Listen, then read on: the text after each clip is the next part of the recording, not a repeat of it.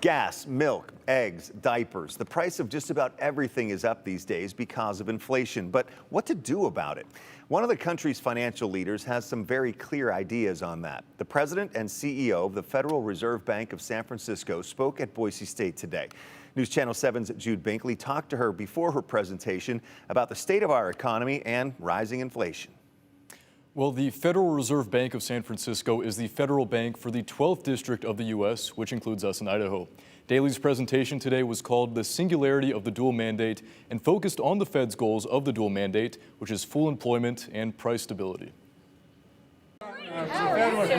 My job and the job of all the teams who work with me is we need to get out and talk to people, because ultimately the policies we make are for everyone who lives in our communities. And if we don't know what people are feeling, what they're struggling with, and what they want, then it's very difficult to make policy. That's what brought Federal Reserve Bank of San Francisco President Mary Daly to BSU's campus. She oversees 9 states as part of the Fed's 12th district. The lesson is that economic security depends both on jobs and stable prices. Daly's presentation was about the Fed's dual mandate. Congress gave the dual mandate to the Fed in 1977. It gives the Fed 2 main goals: keep unemployment low and keep prices stable, which hasn't been happening because of inflation.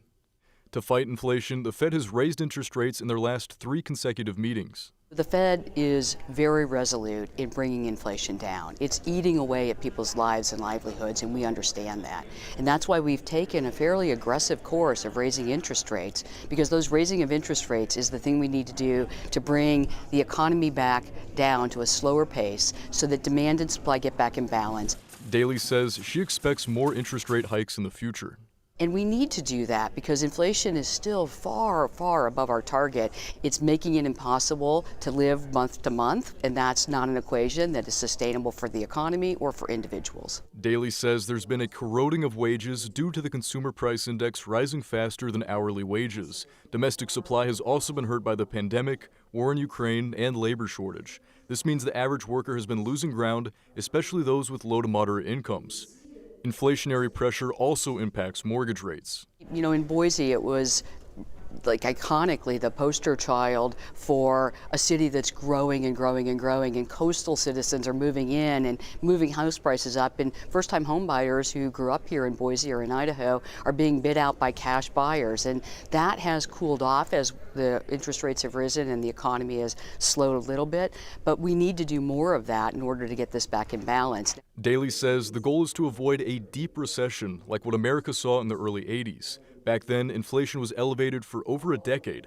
She says inflationary psychology was lost back then, but that's not the case in today's economy.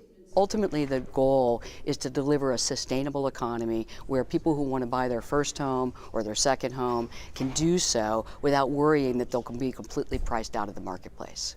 Now, Daly also discussed how post-secondary education has seen enrollment declines due to rising costs and lower returns.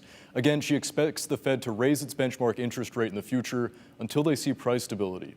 The goal is to do that while avoiding what she called a harsh recession.